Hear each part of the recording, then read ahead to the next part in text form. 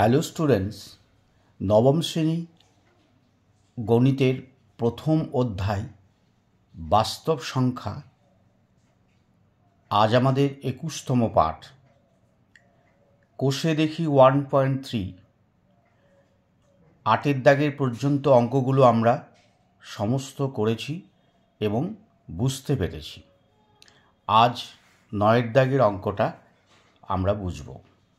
এর আগের ক্লাসগুলো যারা মিস করেছো তারা ডেসক্রিপশন বক্সে দেওয়া লিঙ্কের মাধ্যমে ধারাবাহিকভাবে ক্লাসগুলো অনুসরণ করবে, নিশ্চয়ই তোমাদের উপকারে আসবে।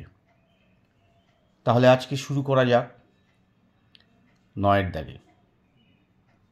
9-এর দাগে অঙ্কটা আছে 2.26 মাথায় পৌনঃপুনিক ও 5.54 এই সংখ্যা দুটি 4 দশমিক স্থান পর্যন্ত সংখ্যা রেখায় স্থাপন করব।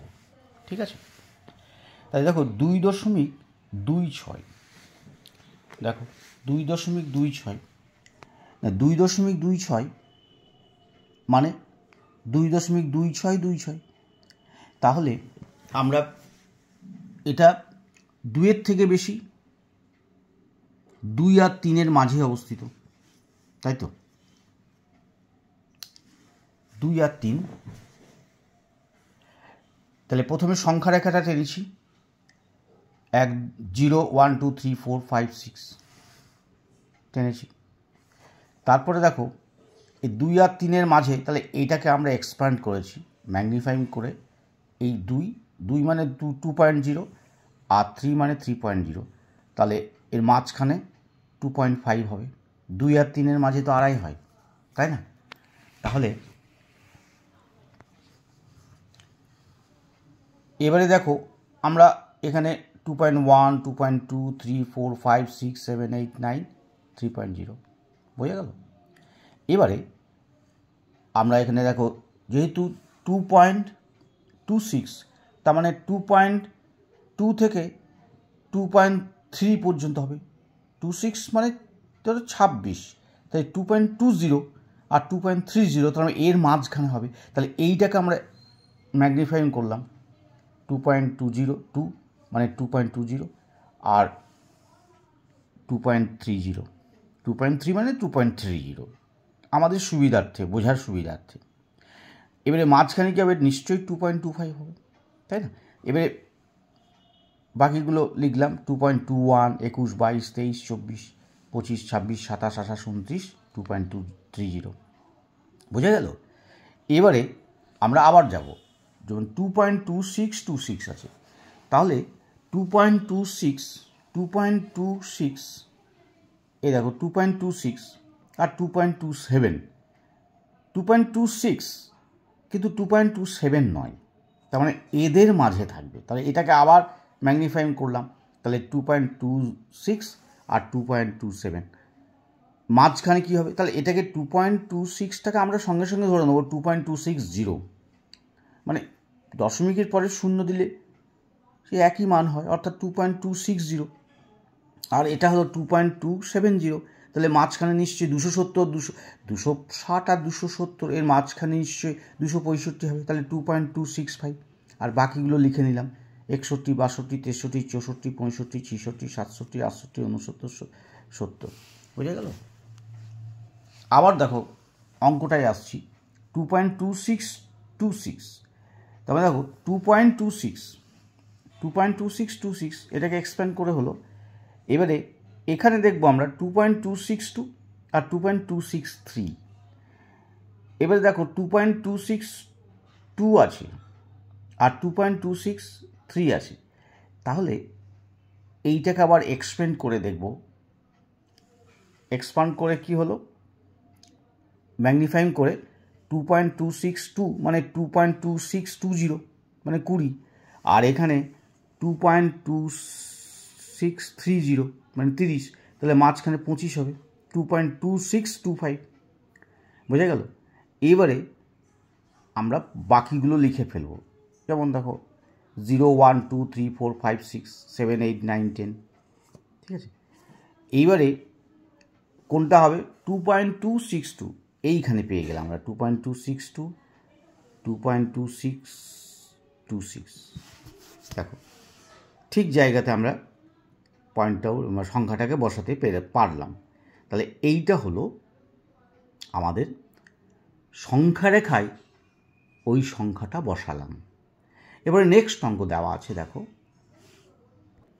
নেক্সট অঙ্ক আছে দেখো 5.54 পৌনঃপুনিক আছে। তাহলে এটাকে আমরা কি করব, 5.444 আবার নতুন করে একটা সরলরেখা টানলাম 0 1 2 3 4 5 6 7। তাহলে যেহেতু 5-এর থেকে বড় 6-এর থেকে কম, তাহলে 5 আর 6-এর মাঝে কি লিখলাম 5 আর 6। 5 মানে 5.0 আর 6 মানে 6.0, তাই তো? তাহলে মাঝখানে 5.5 হবে, এই তো জানা। এবারে বাকিগুলো লিখে ফেললাম 1 2 3 4 5 6 7 8 9 10, ঠিক আছে? যেহেতু 5.5 কিন্তু নয়, তার থেকে একটু বড়, কিন্তু 5.5 নয়, 5.5 থেকে বড় কিন্তু 5.6 নয়। তাহলে এইটাকে আমরা ম্যাগনিফাই করে 5.5 মানে 5.50, আর এটা হচ্ছে 5.6 মানে 5.60। তাহলে এইটা মাঝখানে কী হবে 5.55, ঠিক আছে? এবারে দেখো 5.55 কিন্তু নয়, তার থেকে ছোট, অর্থাৎ 5.54 আর 5.55 এটাকে আমরা ম্যাগনিফাইং করলাম, তাহলে 5.54 তার মানে 540, আর এখানে 5.550, হ্যাঁ, আর মাঝখানটা কী হবে তাহলে 5.545। এবারে সংখ্যাটার দিকে আবার তাকাবো 5444, তাহলে 5444, তাহলে এই 5444 5.544,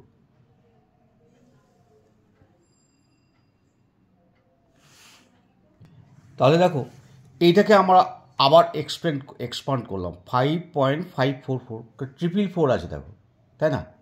দশমিক করে 4টে, তাহলে এটাকে এক্সপান্ড করলাম, তাহলে 5.544, আবার এদিকে 5.545, মিডিল কী হবে 5.5445। এবারে 1 2 3 4 5 6 7 8 9 10 হলো। তাহলে মাঝখানে পয়েন্টটা আমরা পেয়ে গেলাম, 5.544। এটা হলো সংখ্যা রেখায় সংখ্যাটাকে আমরা বসালাম। এবারে পরের অঙ্কটা দেখো, 10-এর অঙ্কটা 0.2323323332332 এভাবে চলে যাবে আবার, এবং 0.21 211 2111 211112 এই সংখ্যা দুটির মাঝে দুটো মূলদ সংখ্যা লিখব। মোট কথা যদি দশমিকটা ধরো অমিট মনে মনে করে নিলাম, তাহলে কি দাঁড়াবে, এখানে 21 আর এখানে 23, কিন্তু 21-এর থেকে বড় আবার 23-এর থেকেও বড়, তার মানে আমরা নিশ্চয়ই 22টা লিখতে পারবো আর 23ও লিখতে পারবো। তাহলে এই দুটো সংখ্যার মাঝের মূলদ সংখ্যা কি হবে 0.22, ঠিক আছে? আর তারপরের সংখ্যাটা 0.23, তাহলে এই দুটো সংখ্যা আমরা লিখতে পারবো। খুব সহজভাবে বুঝে নাও, দেখো আমরা সেটাই লিখেছি যে এই দুটির মধ্যে মূলদ সংখ্যা হচ্ছে 0.22 এবং 0.23। এবারে পরের অঙ্কটা দেখো, 11-এর অঙ্কটা দেখো না, 0.2101 এবং 0.222 বা 0.2 পৌনঃপুনিক এর মধ্যে দুটি মূলদ সংখ্যা লিখি। তাহলে এই দুটো সংখ্যার মধ্যে মূলদ সংখ্যা কি হবে 21, যদি দশমিকটা আমি মনে মনে অমিট করি তাহলে কী হবে 21 22, তাহলে 21 22 মানে 210 আর 222, তাহলে 210-এর বেশি কি, হ্যাঁ 210-এর বেশি হচ্ছে 215, আবার 222-এর নিচে হচ্ছে 220, তাহলে আমরা তার মানে কি লিখব 0.215 এবং 0.220। এভাবে অন্যরকমও তোমরা সংখ্যা লিখতে পারো, সবগুলোই কিন্তু এর মাঝখানে হতে হবে। ঠিক আছে, এবারে নেক্সট অঙ্ক যাব। দেখো 12 অঙ্কটা স্বাভাবিক সংখ্যা, অখণ্ড সংখ্যা, পূর্ণ সংখ্যা, মূলদ সংখ্যা, অমূলদ সংখ্যা ও বাস্তব সংখ্যা নিয়ে 10টি বক্তব্য ও 10টি মিথ্যা বক্তব্য লিখতে হবে। বুঝা গেল? তাহলে আমরা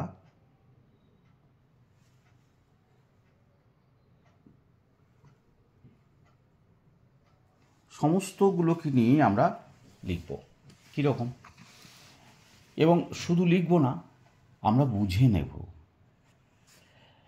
তাহলে 10টি সত্য বক্তব্য কি না, 0 একটি স্বাভাবিক সংখ্যা নয়।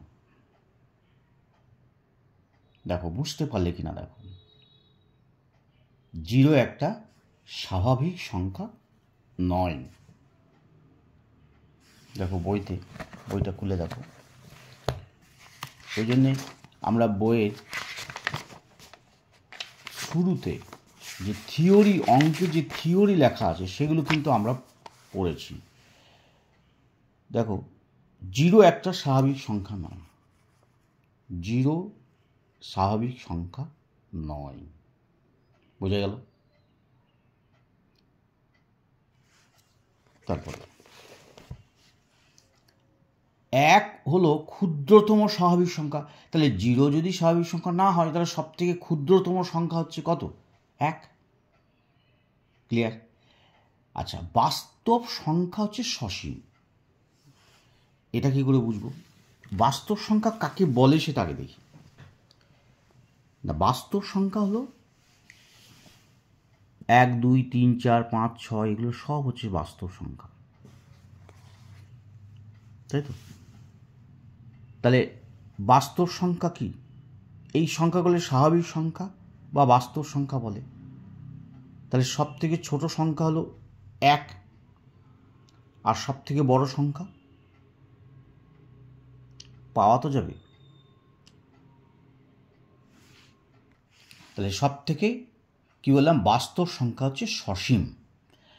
তারপরে দেখো 4 নম্বর, 0 অপেক্ষা বড়কে ধনাত্মক পূর্ণ সংখ্যা বলে। এটা আমরা জানি, শূন্যের ডান দিকে ধনাত্মক, এবং 0 অপেক্ষা ছোট সংখ্যাকে ঋণাত্মক পূর্ণ সংখ্যা বলে। হ্যাঁ, বাঁ দিকে ঋণাত্মক। ঠিক আছে। 5-এর 2টি অখণ্ড সংখ্যা গুণফল অখণ্ড হবে। হ্যাঁ, এইটা বোঝার চেষ্টা করো। অখণ্ড মানে হোল নাম্বার। তাহলে 2টি অখণ্ড সংখ্যা যেমন 1, 2, 3, 4, এগুলো তো অখণ্ড সংখ্যা। তাহলে 2 আর 3 যদি গুণ করি তাহলে কি হবে? 6 হবে। তাই 6টা তো অখণ্ড।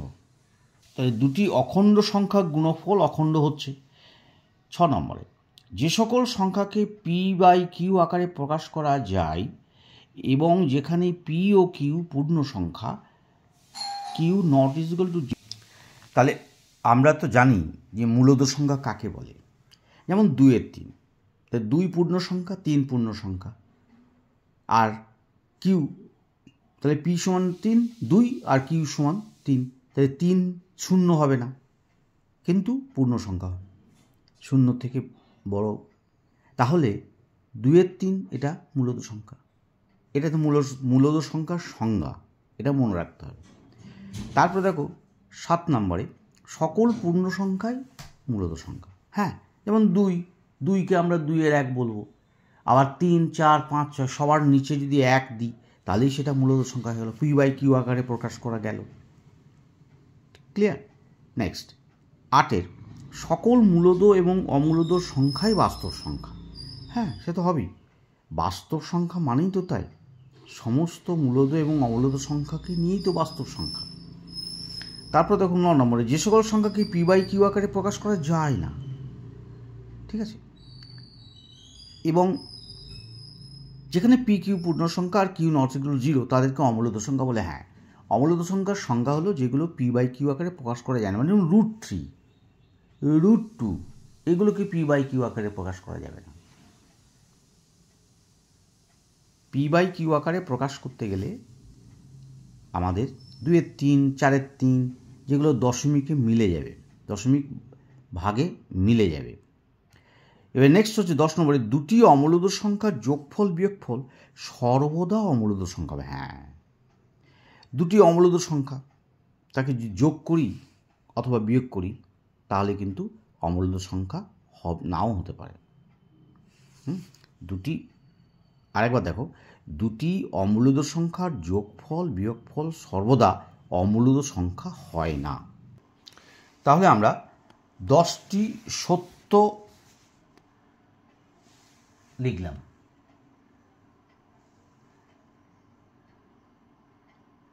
দুটি অমূলদ সংখ্যার বিয়োগফল সর্বদা অমূলদ হয় না, এটা বিয়োগফল হবে। তাহলে দুটি অমূলদ সংখ্যার বিয়োগফল সর্বদা অমূলদ সংখ্যা হয় না, এইটা আমরা বুঝবো। দেখো এই জায়গাটা লক্ষ্য করো, দুটি অমূলদ সংখ্যার যোগফল সর্বদা অমূলদ সংখ্যা হবে না। ঠিক আছে, যেমন √7 আর থেকে √7 যদি বিয়োগ করি তাহলে 0 হয়, তাহলে যোগফলও অমূলদ সংখ্যা হবে না। যেমন দেখো √5 ও -√5 যদি যোগ করি তাহলে কী হবে, √5 -√5 = 0, অর্থাৎ এটা মূলদ সংখ্যা। বুঝতে পেরেছ? তাহলে যোগফল এবং বিয়োগফল দুটো অমূলদ সংখ্যা নাও হতে পারে। আবার বিয়োগফল √7 -√7 = 0, তাহলে আমরা বুঝতে পারলাম। অর্থাৎ একটা এখানে লিখলাম, যোগফলটা কেন বাদ দিলাম না, দুটি মূলদ সংখ্যার বিয়োগফল সর্বদা অমূলদ সংখ্যা হয় না। আবার পরের 11 নম্বর আমরা লিখব, দুটি অমূলদ সংখ্যার যোগফল সর্বদা অমূলদ সংখ্যা হয় না। বুঝা গেল? মানে পয়েন্ট আরেকটা বাড়বে। তাহলে আমরা এ পর্যন্ত 10টা প্রশ্ন, 10টা সত্য কথা লিখলাম এবং সেগুলো বুঝলাম। যদি বোঝার ক্ষেত্রে কোনো অসুবিধা হয়ে থাকে তাহলে অবশ্যই তোমরা কমেন্টে জানাবে। তারপর আমরা 10টি মিথ্যা কথা, মিথ্যা বক্তব্য লিখব। ঠিক আছে, দেখো 10টি মিথ্যা বক্তব্য কী না, দুটি অমূলদ সংখ্যা গুণফল সর্বদা অমূলদ সংখ্যা। যেমন √5 এবং √5 যদি গুণ করি তাহলে 5 হলো, তাহলে এটা তো মূলদ, তোমার এটা মিথ্যা, অমূলদ সংখ্যা হবে বলেছে, তাহলে মিথ্যা।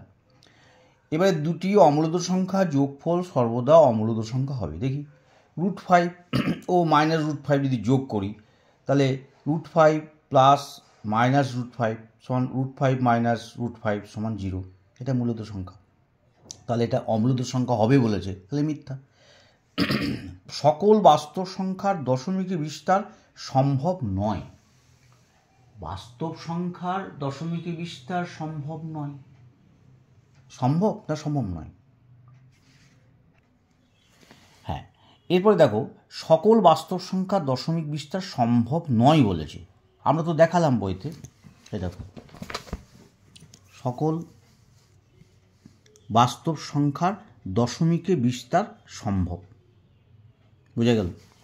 তাহলে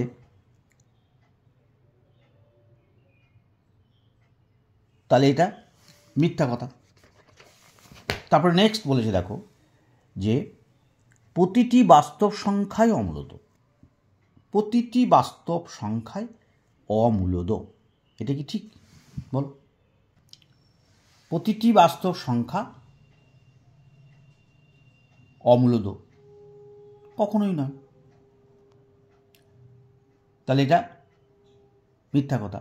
মূলদ সংখ্যা সসীম, মূলদ সংখ্যা সসীম, সসীম মূলদ সংখ্যা 2, 3, 4, 5, 6, 7, 8, 9 এভাবে তো চলেই যাবে, তাহলে অসীম, তাহলে এটা ভুল।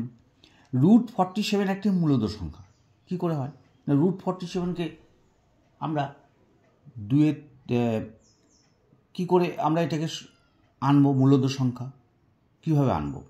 √47 এর মান বের করতে পারবো কি? এটা ভাগ করেই হয়েই যাবে, মিলবে না কিন্তু, তাহলে এটা ভুল, এটা অমূলদ সংখ্যা। আর দুটি মূলদ সংখ্যা বলবো কাকে, যেটাকে p/q আকারে প্রকাশ করা যায়, যেখানে q নট ইকুয়াল টু 0, আর যেটাকে প্রকাশ করা যায় না সেটা অমূলদ সংখ্যা। তাহলে এখানে √3, √2, √47 এগুলো হচ্ছে অমূলদ সংখ্যা। 8 নম্বরে দুটি অমূলদ সংখ্যার মধ্যে একটি মাত্র মূলদ সংখ্যা আছে, তা কখনোই নয়। আমরা তো পেলাম যে কোনো দুটি অমূলদ সংখ্যার মধ্যে অসংখ্য অমূলদ সংখ্যা থাকবে, তা সংখ্যা রেখার সাহায্যে আমরা প্রকাশ করলাম, আমরা আগের অঙ্কগুলো দেখলাম। আবার দেখো √3, 9 নম্বরে √3 এর দশমিক বিস্তার একটি সসীম অথবা আবৃত্ত দশমিক। √3 না, তাহলে এটা ভুল। আবার দুটি মূলদ সংখ্যার মধ্যে কোনো মূলদ সংখ্যা নেই, তাই হয়। দুটি মূলদ সংখ্যার মধ্যে অনেকগুলো মূলদ সংখ্যা থাকবে, মূলদ সংখ্যা নেই তা কখনো হবে না। তাহলে এ পর্যন্ত কি হলো, আমরা 12 দাগে 10টি মিথ্যা বক্তব্য আমরা লিখলাম এবং বুঝলাম। এরপরে দেখো 13 নম্বর অঙ্ক। একটা গুণ করতে 2 টাকা ও একটি যোগ করতে 1 টাকা লাগলে নিচের সংখ্যামালার মান নির্ণয় করতে কত টাকা লাগবে? কি নিয়ম ব্যবহার করে সবচেয়ে কম কত টাকায় সংখ্যামালাটির মান বার করা যায় দেখব। একের দাগে আছে 3x² + 2x + 1, যেখানে x সমান 5, আর 2-এর দাগে আছে 2x³ + 3x² + 2x + 3, যখন x = 7। সংকেতও দেওয়া আছে। তাহলে আজকে আমরা 12 দাগ পর্যন্ত করলাম, এরপরে 13 দাগের অঙ্কটা শুরু করলাম, কিন্তু পরের দিন আমরা 13 দাগের অঙ্কটা করব, অর্থাৎ 22তম পাঠে। যদি তোমরা আগ্রহ থাকো তাহলে পরের ক্লাসটা অবশ্যই দেখবে। আজকে এই পর্যন্ত, আবার দেখা হবে।